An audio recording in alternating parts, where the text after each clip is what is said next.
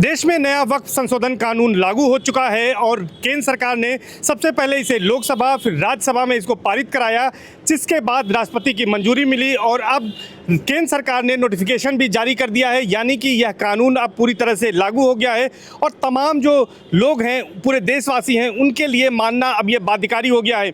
इस बीच 2 दर्जन से ज़्यादा अर्जियां जो है सुप्रीम कोर्ट में दाखिल की गई हैं, जिसमें कि इस कानून को चुनौती दी गई है। खास बात यह है कि सुप्रीम कोर्ट में सीजेआई की जो पीठ है उसने भी इस मामले को अब सूचीबद्ध करने की बात कही है। 14 और 15 अप्रैल को इस मामले में सुनवाई की बात कही जा रही है। सुप्रीम कोर्ट इसमें किस मुद्दे पर सुनवाई करेगा, क्या कुछ इसके कानूनी पहलू हैं, इस पर बातचीत करने के लिए इलाहाबाद हाई कोर्ट के तमाम विद्वान अधिवक्ता जन हमारे साथ हैं। उनसे हम इस विषय को लेकर बातचीत करेंगे और जानने की कोशिश करेंगे कि आखिर अब इस मामले में किस तरह से सुप्रीम कोर्ट में सुनवाई होगी। और जो खास बात यह है कि अब यह कानून बन चुका है, तमाम जगह विरोध हो रहा है, प्रधानमंत्री स्पष्ट कर चुके हैं। राइजिंग इंडिया के मंच पर भी प्रधानमंत्री मोदी ने कहा कि यह कानून तमाम जो कमियां थी वक्फ में उसको सुधारने के लिए है। एक तबके को ही जो लाभ मिलता था उससे सबको लाभ मिले, जो गरीब तबका है उसको लाभ मिले, इसलिए यह कानून लाया गया है। लेकिन क्या राय है सुप्रीम कोर्ट में, क्या कुछ सुनवाई हो सकती है, बातचीत करेंगे। सबसे पहले अभिषेक जी आपके पास आते हैं, आप कानून के जानकार हैं। ये पूरा मामला जो है सुप्रीम कोर्ट में भी है, 2 दर्जन से ज़्यादा अर्जियां इसमें दाखिल की गई। क्या लगता है इसमें अब क्या कुछ सुनवाई सुप्रीम कोर्ट करने जा रहा है? देखिए, जो है कानून बनाना जो है वो पार्लियामेंट का काम है और कोई कानून जब बनता है तो एक स्क्रूटनी के तौर पर जो है उसको कोर्ट में ले जाया जाता है और कोर्ट जो है सिर्फ उसमें ये देखती है कि जो बेसिक स्ट्रक्चर जो कॉन्स्टिट्यूशन का है वो कहीं हिट नहीं हो रहा है, जो गारंटी जो राइट्स हमको दिए गए हैं वो हिट नहीं हो रहे हैं किसी रिलीजन के या किसी जो है व्यक्ति के, इतना ही देखा जाता है। उसमें और कोई वो चीज़ें आगे नहीं देखी जाती हैं, सिर्फ ये देखा जाता है कि उस कानून में संविधान का जो बेसिक स्ट्रक्चर है उससे कोई छेड़छाड़ ना हो, उसका कोई वायलेशन ना हो। क्या लगता है कि संवैधानिक रूप से इस मामले में अब क्या कुछ हो सकता है? सुप्रीम कोर्ट इसकी सुनवाई करेगी, कौन से ऐसे बिंदु आपको लगते हैं जिस पर कोर्ट की नज़र रहेगी? देखिए, सुप्रीम कोर्ट सुनवाई करेगा, पूरे कानून को नहीं सुनेगा। सिर्फ स्ट्रक्चर कहीं से डिस्टर्ब ना होता हो, कॉन्स्टिट्यूशनल स्ट्रक्चर डिस्टर्ब ना होता हो, संविधान का जो मेन मुख्य ढांचा है वो डिस्टर्ब नहीं होना चाहिए। पूरे कानून को सुप्रीम कोर्ट पलटेगा नहीं, ये तय है। बिल्कुल, ये तय है कि सुप्रीम कोर्ट अब कानून बन चुका है, उसको पलटेगा नहीं। सर, आपसे जानना चाहेंगे, ये बताइए कि कोई भी कानून है अगर भारतीय संसद बना सकती है, उसे सुप्रीम कोर्ट में किस तरह से चुनौती दी जा सकती है? देखिए, संसद द्वारा बनाया गया कोई भी कानून या भारतवर्ष में किसी विधानसभा द्वारा बनाया गया कोई भी कानून हो, वह जो है आर्टिकल 30 जुडिशियल रिव्यू के तहत सुप्रीम कोर्ट में चैलेंज हो सकता है। उस याचिका पर सुप्रीम कोर्ट सुनवाई करेगा।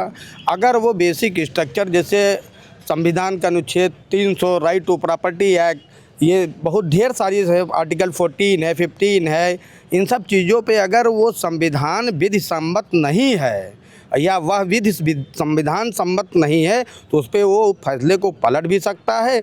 अगर विधि सम्मत है, कोई बेसिक स्ट्रक्चर पर कोई छेड़छाड़ नहीं हुआ है, तो रिट पिटीशन को खारिज कर देगा। सर, इसमें केंद्र सरकार की अगर बात करें तो केंद्र सरकार ने कैविएट भी सुप्रीम कोर्ट में दाखिल की। कैविएट का क्या मतलब होता है, इससे क्या फ़र्क पड़ेगा? कैविएट का बेसिकली मतलब ये है कि बिना यूनियन ऑफ इंडिया को सुने हुए एक्स पार्टी ऑर्डर नहीं हो सकता। रहा वक्फ बोर्ड की बात, वक्फ बोर्ड जो चैलेंज किया गया है वो केवल एक ग्राउंड पे हो सकता है कि फंडामेंटल राइट इन्फ्रिंजमेंट ना हो। इसके पहले जो वक्फ बोर्ड था वो क्लियरली फंडामेंटल राइट को इन्फ्रिंज करता था, इक्विटी को इन्फ्रिंज करता था, इक्वालिटी को इन्फ्रिंज करता था। अब जो आया है उसमें you can go to the court. अगर आपको कोई प्रॉब्लम आ रही है आप डायरेक्टली कोर्ट में जा सकते हैं। पहले जो चोरी करता था उसी के पास जाना था आपको कि मेरी सामान चोरी हो गया है, अब आप कोर्ट जा सकते हैं। लेकिन वह अब आपका कहने का मतलब है जो नया कानून बना है इसमें अगर वक्फ में किसी तरह की खुर्द-बुर्द होती है, ज़मीनों में अगर कोई संपत्ति में, तो इसके खिलाफ कोर्ट जाया जा सकता है, पहले नहीं जाया जा सकता था। बिल्कुल, पहले प्रोहिबिटेड था, केवल वक्फ बोर्ड के पास ही राइट था कि उसके अगेंस्ट का एप्लीकेशन अपील केवल वहीं जा सकती थी। जो आपकी ज़मीन एक्वायर कर रहा है लीगली वही आपके अगेंस्ट ऑर्डर कैसे कर देगा, वो तो अपने पास ही रखेगा। अब सिविल कोर्ट को राइट हो गया, you can file a suit before the civil court. तो अब जो राइट मिला है, इक्विटी तो अब आ रही है ना। बिल्कुल, तो कानून में इक्विटी अब आ रही है, एक संशोधन किया गया। सर, आपसे जानना चाहेंगे कि एक बड़ी बात अभी सर ने बताई है, आखिर इसके बावजूद इसका विरोध इतना क्यों हो रहा है, क्या वजह हो सकती है? विरोध इस कारण हो रहा है कि पहले जो हुआ करता था वक्त के नाम पे लोगों की ज़मीन कब्जा की जाती थी, अब वो नहीं कर पाएंगे। तो अब ये है कि अगर आपकी ज़मीन कब्जा कर रहा है वक्फ के नाम पे, तो आप उसके लिए सिविल कोर्ट के लिए आप दरवाज़ा खटखटा सकते हैं। बिल्कुल, और भी लोगों से बात करेंगे। सर, जिस तरह का अमेंडमेंट किया गया है वक्फ संशोधन में, काफ़ी चर्चा हुई और प्रधानमंत्री ने कहा कि इतनी चर्चा शायद किसी कानून पर नहीं हुई। ये लोकतंत्र के लिए अच्छा संदेश है। क्या मानते हैं आप कि ये संशोधन अब जो कानून बन चुका है ये कितना इफेक्टिव होगा, और सुप्रीम कोर्ट में जो चैलेंज दिया गया है एक कानून के जानकार के तौर पर, क्या मानते हैं आप इसे? देखिए, सर्वप्रथम तो वक्फ एक्ट में संशोधन की मांग जो है काफ़ी लंबे समय से चली आ रही थी, और सरकार ने वक्फ एक्ट में जो विसंगतियाँ विद्यमान थी उनको दूर करने हेतु संसद के माध्यम से जो अमेंडमेंट किया है वो मेरे दृष्टिकोण से सही है और ऐसा होना भी चाहिए था। अब ये बात रही सुप्रीम कोर्ट की, सुप्रीम कोर्ट ने इस विषय पर सुनवाई करेगा और सुप्रीम कोर्ट ने देखा कि भाई जो अमेंडमेंट है वो कॉन्स्टिट्यूशन का अनुरूप है कि नहीं है। अगर अनुरूप है तो हमारा अमेंडमेंट संसद द्वारा जो है वो वैलिड होगा। मतलब आपका कहना है कि जो संशोधन हुआ है अगर वो संविधान सम्मत है तो सुप्रीम कोर्ट भी उसमें दखल नहीं देगा, हस्तक्षेप नहीं करेगा, यही कहना है सर? जी बिल्कुल, कहीं ना कहीं आर्टिकल 15 जो है जो धर्म की समानता का अधिकार देता है, तो किसी स्पेसिफिक बोर्ड को जो है मतलब शक्तियाँ कहीं ना कहीं उनसे जो है हनन किया जाना चाहिए उनका, और जो भी उनकी पावर्स हैं उनको कम किया जाना चाहिए, जो कि अनकॉन्स्टिट्यूशनल हैं उनको कहीं ना कहीं रिड्यूस किया जाना चाहिए, ताकि जो है जो गैर कब्जा होता है, जो कब्जा वगैरह है, प्रॉपर्टी वगैरह है कि दूसरों की संपत्तियों को भी हम अपना कह दे रहे हैं, तो कहीं ना कहीं इस पर बिल्कुल सुधार की ज़रूरत है। वकील साहब, ये जानना चाहेंगे कि सुप्रीम कोर्ट इस मामले की अब सुनवाई करने जा रहा है, क्या उम्मीद है सुप्रीम कोर्ट से इस मामले में? अब जी, सुप्रीम कोर्ट अपने मामले से सही सुनवाई कर रही है और मतलब उम्मीद है आपको? उम्मीद है बिल्कुल। तो निश्चित तौर पर और भी लोग हैं, उनसे बातचीत करेंगे। चौहान जी, ये बताइए कि जिस तरह के बातें कही जा रही थी, तमाम जो बीजेपी के सहयोगी दल हैं उनमें भी एक प्रेशर पॉलिटिक्स से खास तौर पर बनाई जा रही है, चाहे वो राष्ट्रीय जनता दल हो या फिर जो है रालोद हो यूपी में, इनके अंदर भी एक समूह है जो इसका विरोध कर रहा है। क्या इसका कोई पॉलिटिकल असर भी पड़ेगा?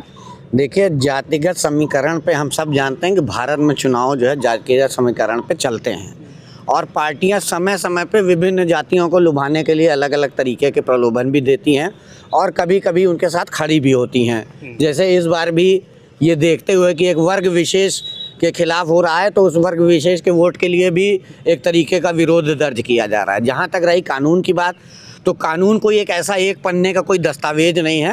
कानून जो है विद्वान लोग बैठ कर के, पढ़े लिखे लोग जो कानून के जानकार होते हैं, वो प्रॉपर ड्राफ्ट तैयार करते हैं, सदनों में चर्चा होती है, उसके बाद चर्चा के बाद बिल पास होता है, तब राष्ट्रपति उसको संस्तुति देते हैं।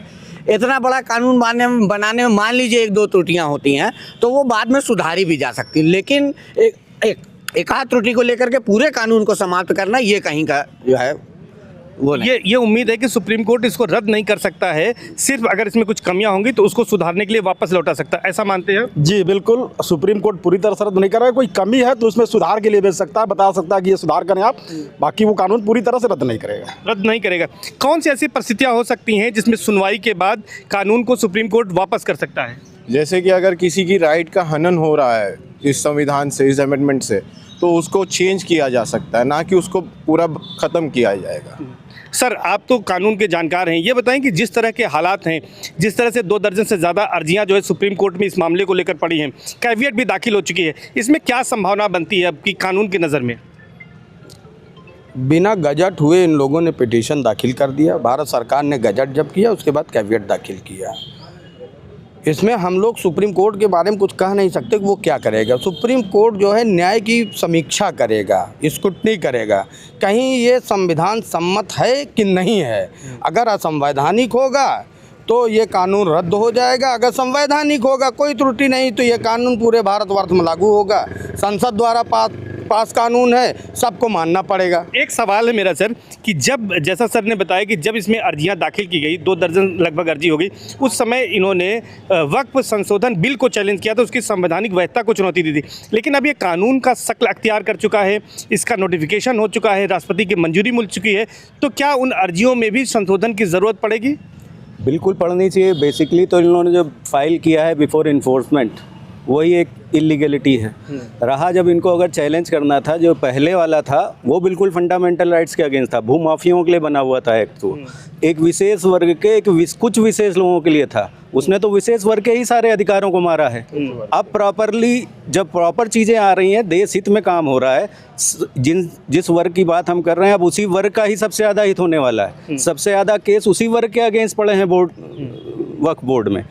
बेसिक ये इतना बेनिफिशियरी होने वाला है सोसाइटी के लिए। बेसिकली जो अगेंस्ट कर रहे हैं वो केवल भूमाफियाओं के एजेंट हैं who is reach the supreme court, और डेफिनेटली 99% वो डिसमिस ही होने स्टैंड नहीं करेंगे सुप्रीम कोर्ट। सर, आप भी मानते हैं कि इस मामले में चूंकि ये वक्फ संशोधन बिल की संवैधानिक वैधता को चुनौती दी गई थी, अब ये कानून बन चुका है, उन अर्जियों को भी सुप्रीम कोर्ट कर सकता है कि उसमें बदलाव करें, संशोधित अर्जी दाखिल करें? बिल्कुल करना पड़ेगा, क्योंकि जैसे ही परिस्थितियां चेंज हो गई, जब आपने बिल चैलेंज किया था, अब तो पूरा गजट हो गया है, पूरा नोटिफिकेशन आ गया, कानून लागू हो गया, तो जब तक उस कानून को नहीं चैलेंज करेंगे, उस बिल को चैलेंज करने से कोई लाभ नहीं पड़ा। सर, क्या लगता है आपको इस मामले में कानून को चैलेंज करना पड़ेगा या बिल को जो संवैधानिक वैधता को चुनौती दी है वही चलेगा?